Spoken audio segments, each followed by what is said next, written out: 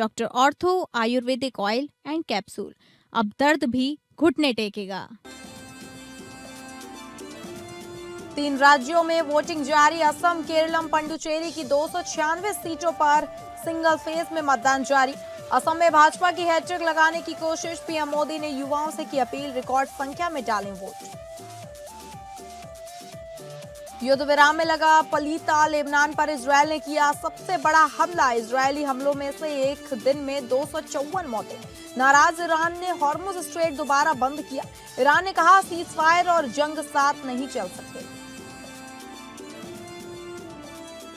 Lebanon पर Israel के सबसे बड़े हमले के बाद अमेरिकी राष्ट्रपति डोनाल्ड ट्रंप का बयान, सीज फायर में हिजबुल्लाह शामिल नहीं। वहीं सीज फायर की शर्तों पर जेडी वेंस ने भी खारिज किया शहबाज शरीफ का दावा। उधर इजरायली पीएम नेतन्याहू ने कहा ईरान से कभी भी युद्ध के लिए तैयार।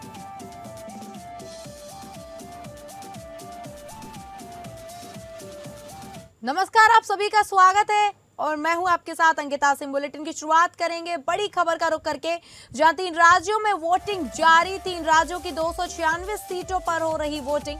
असम, केरलम, पुडुचेरी में सिंगल फेज में मतदान जारी। असम में सुबह 9 बजे तक 18% voting. Keralam CM Pinarayi actor Mohanlal ने वोट डाला। केरलम के सीएम पिनाराई विजयन ने वोट डाला है। केरलम भाजपा के अध्यक्ष राजीव चंद्रशेखर ने वोट डाला। असम में भाजपा की हैट्रिक लगाने की कोशिश। पीएम मोदी की युवाओं से अपील, कहा रिकॉर्ड संख्या में वोट डाले। देश के 3 राज्यों यानी कि असम, केरलम और पुडुचेरी की 296 सीटों पर सुबह 7 बजे से वोटिंग शुरू हो चुकी है, जो शाम 5 बजे तक चलेगी। असम में सुबह 9 बजे तक 18% वोटिंग हुई है। आज सुबह 6 बजे से 7 बजे के बीच सभी पोलिंग स्टेशन पर अधिकारियों ने मॉक पोलिंग की है, जिसमें पता चल सके कि ईवीएम में कोई खराबी तो नहीं है। केरल में 70 साल से पहली बार कोई सीएम हैट्रिक के लिए चुनाव लड़ रहा है। असम में बीजेपी हेमंत बिस्वा शर्मा के सहारे लगातार तीसरी बार सरकार बनाने का दांव खेल रही है, जबकि पुडुचेरी में कांग्रेस से निकले एन रंगासामी 5वीं बार सत्ता में काबिज होने की कोशिश कर रहे हैं। असम में 126 सीट पर 41 पार्टियों के 722 उम्मीदवार चुनाव में लड़ रहे हैं। वहीं केरल में 100.71 करोड़ वोटर 890 उम्मीदवारों में से अपना नेता चुनेंगे। पुडुचेरी में 20 पार्टियों के 294 कैंडिडेट अपनी किस्मत आजमा रहे हैं। तीनों राज्यों में करीब 10 लाख से ज्यादा वोटर्स पहली बार मतदान करेंगे। पीएम ने एक्स में पोस्ट में लिखा कि असम के लिए लिखा कि 2026 के असम विधानसभा चुनाव के लिए मतदान प्रक्रिया शुरू होने के संदर्भ में मैंने असम की जनता से बड़ी संख्या में बाहर आकर अपने मताधिकार का प्रयोग करने की अपील की है। मुझे उम्मीद है कि राज्य के युवा, पुरुष और महिला मतदाता पूरे उत्साह के साथ इसमें भाग लेंगे और इस चुनाव को लोकतंत्र तथा नागरिक कर्तव्य के एक उत्सव में बदल देंगे।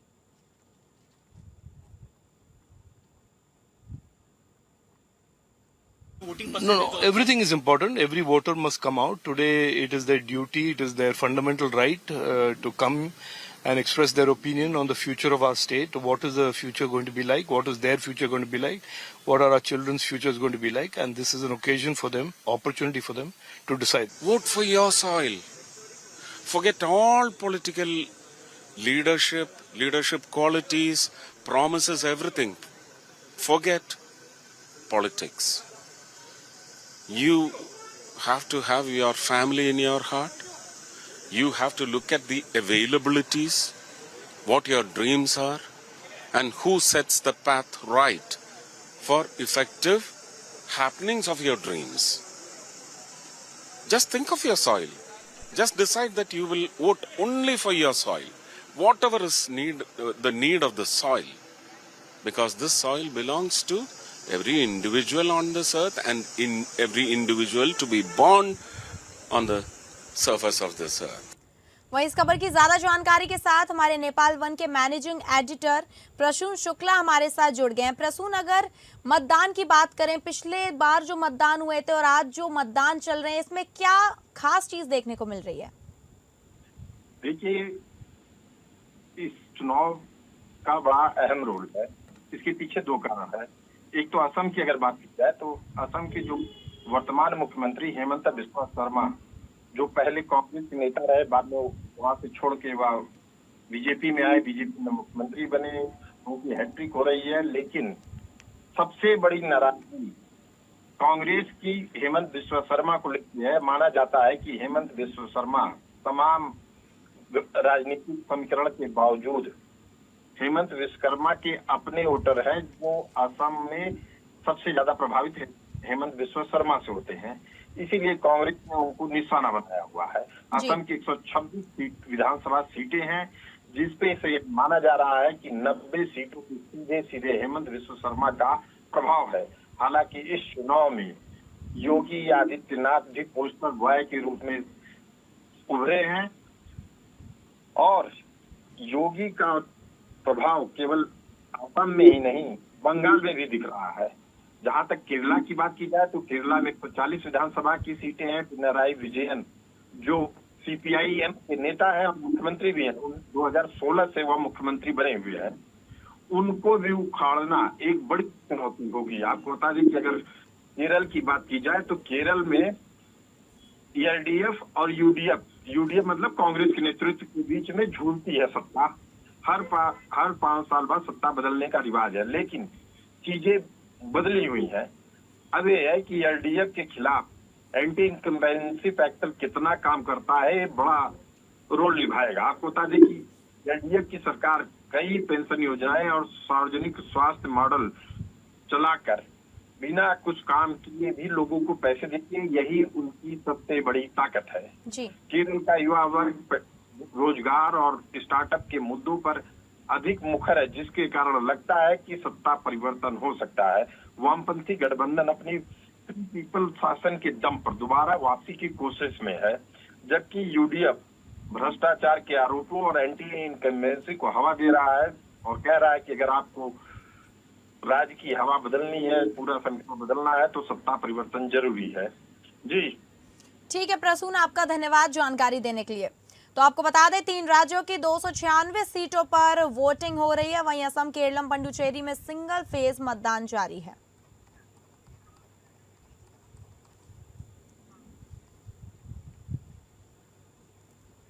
और अगली खबर का रुख करेंगे जहां असम विधानसभा चुनाव से ठीक पहले झारखंड में प्रदेश भाजपा ने मुख्यमंत्री हेमंत सोरेन के नेतृत्व पर सवाल खड़े करते हुए झारखंड मुक्ति मोर्चा की स्थिति पर निशाना साधा है।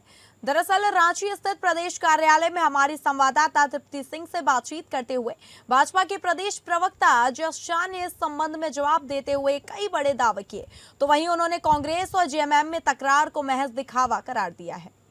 चुनाव हो रहा है, असम चुनाव में 2-3 बातें जो है वो नोटिस करने लायक है। सबसे पहली बात है, अगर भारतीय जनता पार्टी की बात करें तो हिमंता बिश्वा शर्मा जो वहां पर मुख्यमंत्री है, काफी मशहूर है, काफी पॉपुलर मुख्यमंत्री है।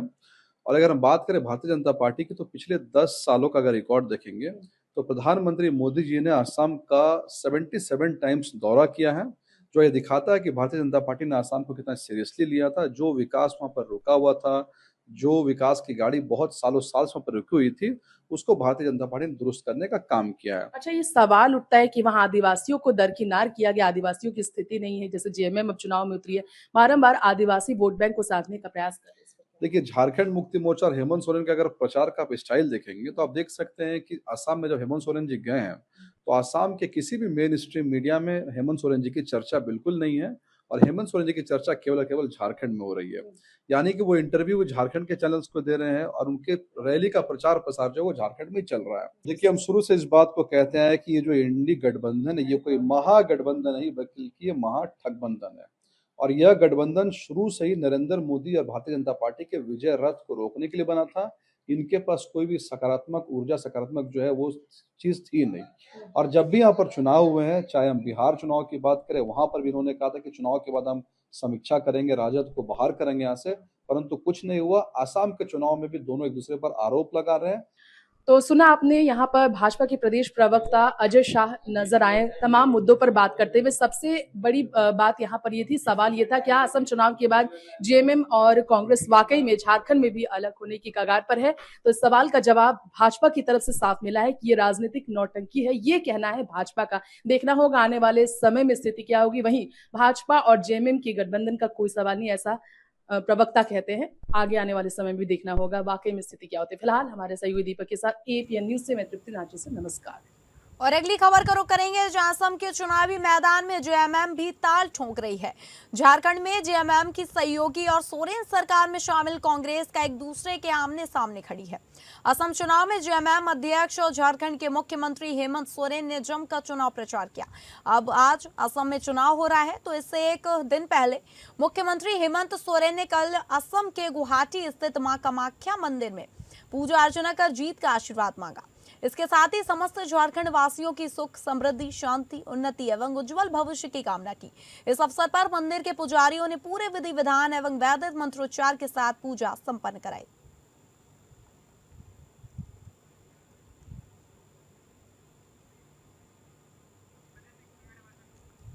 वहीं इस खबर की ज्यादा जानकारी के साथ हमारे ब्यूरो हेड अजय सिंह हमारे साथ फोन लाइन पर जुड़ गए। अजय, जैसे कि बताया जा रहा है कि असम चुनाव, विधानसभा चुनाव में जेएमएम और कांग्रेस अब आमने सामने, इसको लेकर क्या जानकारी, आखिर क्या है पूरा राजनीति? देखिए अंकिता, मैं बताऊं कि जैसे ही जो 5 राज्यों में जो चुनाव की घोषणा हुई थी, तो ये जो है जेएमएम ने घोषणा कर रखी थी कि इस बार जो है आदिवासी बहुल जो क्षेत्र है, यानी कि जो ट्री ट्राइब कहा जाता है, उस क्षेत्र में जेएमएम जो है अपने कैंडिडेट खड़े करेंगे। तो इसके लिए उन्होंने, चूंकि ये झारखंड में जो सरकार है वो कांग्रेस और आरजेडी की समर्थक सरकार रही है, तो इसीलिए इसने कहा, हेमंत सरकार ने कहा कि भाई हमको वहां पर जो गठबंधन की जो नियमें होती हैं, जो शर्तें होती है, हमारे साथ भी वहां की जाए। लेकिन कांग्रेस जो है किसी भी मामले में जो है वो तैयार नहीं हुआ। ऐसा लग रहा था कि हेमंत जो है जो जेएमएम के जो मुखिया है, लगातार ये प्रयास कर रहे थे कि इसमें से कुछ बात बने, लेकिन जब बात नहीं बनी तो वो अपने उम्मीदवार जो है वो खड़ा किए। तो ये दोनों जो है दल जो है आमने सामने हो गए। रह गई बात, वो चूंकि आज ही वहाँ चुनाव होने हैं, तो इसमें जो है चुनाव की प्रक्रिया जो है हेमंत सोरेन ने काफी वहाँ हेमंत सोरेन की सरकार ने कि जितने जो इनके जो जेएमएम के जो कोटे के जो मंत्री हैं, वहाँ लगातार जो उन्होंने कैंपेनिंग किया है और आदिवासियों के बीच में उन्होंने एक ऐसा ये संदेश डाला है कि हम आदिवासी के लिए कुछ भी करने को तैयार हैं, हम आदिवासी के हक और हकूक की लड़ाई लड़ेंगे। और खास करके वहाँ जो न्यूनतम मजदूरी की वहाँ जो 250 रुपए की जो चलती है, उस पर उन्होंने कहा है कि ये जो कहीं भी ऐसी मजदूरी नहीं है, हम उसके लिए हम खड़े रहेंगे और 500 रुपया कम से कम उनका मजदूरी हम वहाँ करेंगे। यानी कुल मिला के लब्बो लुभाव ये है कि वहाँ के ट्री ट्राइब्स में या आदिवासी बहुल क्षेत्रों में उन्होंने इतना विश्वास दिलाया है हेमंत ने कि हम जो है जेएमएम को वोट डालिए, जेएमएम के साथ खड़े रहिए और हम वहाँ करेंगे। उसी कड़ी में जो है कल की जो है हेमंत जो है उन्होंने जब प्रचार प्रसार की, जब चुनाव की समय सीमा खत्म हो गई, तो वहाँ जो है मां कामाख्या मंदिर में उन्होंने जाकर माथा टेका और लोगों से कहा कि हम यहाँ पर असम के आदिवासियों के लिए अधिकार और हकूक की लड़ाई के लिए यहाँ हैं। माँ से हम आशीर्वाद मांगते हैं कि असम के आदिवासियों को न्याय मिल सके। जी ठीक है अजय, आपका धन्यवाद जानकारी साझा करने के लिए। अगली बड़ी खबर का रुख करेंगे जब लेबनान पर इजरायल का सबसे बड़ा हमला। लेबनान में इजरायली हमलों में एक दिन में 254 मौतें, युद्ध विराम में लगा पलीता। ईरान बोला सीजफायर और जंग साथ नहीं चल सकते। ईरान ने हॉर्मुज स्ट्रेट दोबारा बंद किया। ट्रंप बोले सीजफायर में हिजबुल्लाह शामिल नहीं। बेरूत में इजरायली हमले के बाद पूरी इमारत ढही। नेतन्याहू ने कहा ईरान से कभी भी युद्ध के लिए तैयार। आपको बता दें लेबनान में इजरायल के हमलों में एक ही दिन में 254 लोगों की मौत हुई है, जबकि 1165 से ज्यादा लोग घायल हुए हैं। इसके बाद देश में राष्ट्रीय शोक घोषित किया गया है। इजरायल ने लेबनान में कई जगहों पर एयर स्ट्राइक की है। इन हमलों में 254 लोग मारे गए हैं और 1165 लोग घायल हो गए हैं। लेबनान की नागरिक सुरक्षा टीम के अनुसार मारे गए लोग लेबनान के बेरूत, बालबेक, हरमेल, नबाती, अले डिस्ट्रिक्ट, सिजोन और टायर के थे। इजरायली हमले के बाद ईरान ने हॉर्मुज स्ट्रेट को दोबारा बंद कर दिया है। इससे पहले उग्रवादी संगठन हिजबुल्लाह ने चेतावनी दी थी कि अगर सीजफायर में लेबनान को शामिल नहीं किया गया तो यह समझौता टूट जाएगा। वहीं अमेरिकी राष्ट्रपति डोनाल्ड ट्रंप का कहना है कि ईरान के साथ सीजफायर प्लान में हिजबुल्लाह शामिल नहीं है। इससे पहले ईरान ने अमेरिका को 10 पॉइंट का सीजफायर प्लान भेजा था। उसमें हिजबुल्लाह पर हमले रोकने की मांग की गई थी। तब इजरायल ने कहा था कि वो हिजबुल्लाह पर हमले नहीं रोकेगा। इस बीच सीजफायर को लेकर विवाद गहरा हो गया है। इजराइल के प्रधानमंत्री बेंजामिन नेतन्याहू और अमेरिकी उपराष्ट्रपति जेडी वेंस ने कहा कि लेबनान इस समझौते में शामिल नहीं है। अमेरिकी उपराष्ट्रपति जेडी वेंस ने कहा, हमने ऐसा कोई वादा नहीं किया था। लेबनान की राजधानी बैरूत के दक्षिणी इलाके में इजराइल के ताजा हवाई हमले में एक इमारत ढह गई है। चिया इलाके में हुए इस हमले के बाद तबाही का मंजर सामने आया है। And Israel is stronger than ever. This is the bottom line of this campaign up until now. Let me say, there are still additional objectives for us to achieve, and we will achieve them either by agreement or by resumption of the fighting. We are ready to resume the fighting at any moment. Our finger is on the trigger. As you know, 2-week ceasefire has been announced between the U.S. and Iran. No, we were not surprised in the last moment, and I want to emphasize, this is not the end of the war. This is a step in order to achieve all the objectives. और अगली बड़ी खबर का रुख करेंगे, जहां cease fire के बाद भी हमले जारी। ईरान ने हॉर्मुज स्ट्रेट दोबारा बंद किया। ट्रंप बोले, सीज फायर में हिजबुल्लाह शामिल नहीं। ईरान बोला, लेबनान पर हमले के लिए इजराइल को सजा देंगे। अमेरिकी उपराष्ट्रपति जेडी वैंस इस्लामाबाद जाएंगे। ट्रंप ने ईरान के पहले प्रस्ताव को कूड़ेदान में फेंका, व्हाइट हाउस ने कहा। ईरान के विदेश मंत्री बोले, अमेरिका को सीजफायर युद्ध में एक चुनना होगा। नेतन्याहू बोले, ईरान पर युद्ध फिर से शुरू करने के लिए तैयार है। अमेरिका ने ईरान के साथ होने वाले अहम वार्ता के लिए अपनी टीम को इस्लामाबाद भेजने का ऐलान किया है।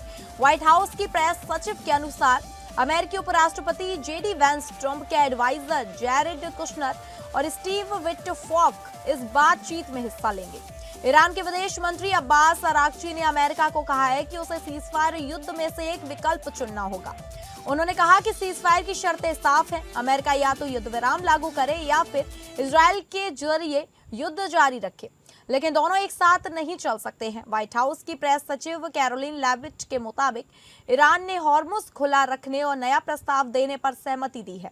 पहले का 10 पॉइंट प्लान खारिज हो चुका था। ऐसे में डोनाल्ड ट्रंप ने साफ किया कि ईरान में यूरेनियम संवर्धन रोकना समझौते की अहम शर्त बनी रहेगी। नेतन्याहू ने अपनी पहली मीडिया ब्रीफिंग में कहा कि यह युद्ध विराम अभी भी बेहद नाजुक है। उन्होंने साफ शब्दों में संकेत दिया कि यह अंत नहीं है और अगर इजराइल के निर्धारित उद्देश्य पूरे नहीं हुए तो इजराइल किसी भी समय सैन्य कार्रवाई दोबारा शुरू कर सकता है। इजराइल के प्रधानमंत्री बेंजामिन नेतन्याहू और अमेरिकी उपराष्ट्रपति जेडी वैंस ने कहा कि लेबनान इस समझौते में शामिल नहीं है। अमेरिकी उपराष्ट्रपति जेडी वैंस ने कहा, हमने ऐसा कोई वादा नहीं किया था। व्हाइट हाउस ने संकेत दिया कि ट्रंप नाटो से बाहर निकलने के मुद्दे पर चर्चा कर सकते हैं। इस पर कोई स्पष्ट जानकारी सामने नहीं आई है। Announced that the president is dispatching his negotiating team, led by the Vice President of the United States, J.D. Vance, Special Envoy Witkoff, and Mr. Kushner to Islamabad for talks this weekend. The first round of those talks will take place on Saturday morning local time, and we know we look forward to those in-person meetings. First of all, I actually think, and there's a lot of bad faith negotiation and a lot of bad faith, propaganda going on. I think this comes from a legitimate misunderstanding. I think the Iranians thought that the ceasefire included Lebanon, and it just didn't. We never made that promise. We never indicated that was going to be the case. What we said is that the ceasefire would be focused on Iran, and the ceasefire would be focused on America's allies, both Israel and the Gulf Arab states. Now, that said, और अगली खबर का रुख करेंगे, जहां पश्चिम बंगाल चुनाव को लेकर तृणमूल कांग्रेस और चुनाव आयोग आमने सामने आ गए हैं। सांसद डेरेक ओ ब्रायन के नेतृत्व में टीएमसी का प्रतिनिधिमंडल दिल्ली में चुनाव आयोग से मिलने पहुंचा। डेरेक ने कहा कि हमने एसआईआर के मुद्दे पर समय मांगा था, लेकिन मीटिंग के दौरान हमारे साथ खराब व्यवहार किया गया। मुख्य चुनाव आयुक्त ने हमें सिर्फ 5 मिनट में भगा दिया। डेरेक ओ ब्रायन ने प्रेस कॉन्फ्रेंसिंग में कहा कि बैठक सुबह 10:02 बजे शुरू हुई और 10:07 बजे खत्म हो गई। चुनाव आयोग के सूत्रों के मुताबिक डेरेक ओ ब्रायन ने सीईसी को बोलने से रोका और धमकी भी दी। वह कोई बात नहीं सुन रहे थे। उधर विपक्षी दलों ने शाम 4:45 बजे इस मुद्दे पर प्रेस कॉन्फ्रेंसिंग बुलाई है, जिसमें कांग्रेस, टीएमसी, सपा, डीएमके, आप, आरजेडी, शिवसेना, यूबीटी, सीपीआईएम और सीपीआई के नेता शामिल होंगे। टीएमसी के साथ बैठक खत्म होने के बाद चुनाव आयोग ने सुबह 10:20 पर सोशल मीडिया एक्स पर पोस्ट किया। चुनाव आयोग की टीएमसी को 2 टूक। बंगाल में इस बार चुनाव भय रहित और हिंसा रहित होंगे। पश्चिम बंगाल में एसआईआर प्रक्रिया पूरी होने के बाद करीब 91 लाख वोटरों के नाम वोटर लिस्ट से हटा दिए गए हैं। टीएमसी के प्रवक्ता जयप्रकाश मजूमदार ने कहा कि केंद्र सरकार के इशारे पर चुनाव आयोग पश्चिम बंगाल और टीएमसी को निशाना बना रहा है। चुनाव आयोग ने पीछे के दरवाजे से राज्य प्रशासन और पुलिस पर कब्जा लिया है। Listen to this. EC straight talk to Trinamool Congress. Tamane EC spoke to us. This time elections will be in West Bengal will be fear-free, violence-free, inducement-free, without any chappa booth jamming. Eta ke pathiyeche? Eta Chief Election Commissioner media ke pathiyeche ki padhayni? Chor, you are a criminal. If you can prove you said this to us at the meeting, you prove it. I will give you evidence to say you said nothing. The only thing you said when we walked into the meeting that we are not authorized to come by secretary. Everything was authorized. The only thing you said after we spoke is get out. Manish Kumar, তুমি কার সাথে টাকা খেলছো জানো না, এটা মমতা ব্যানার্জি অভিষেক ব্যানার্জি। तो फिलहाल इस बुलेटिन में इतना ही। नमस्कार।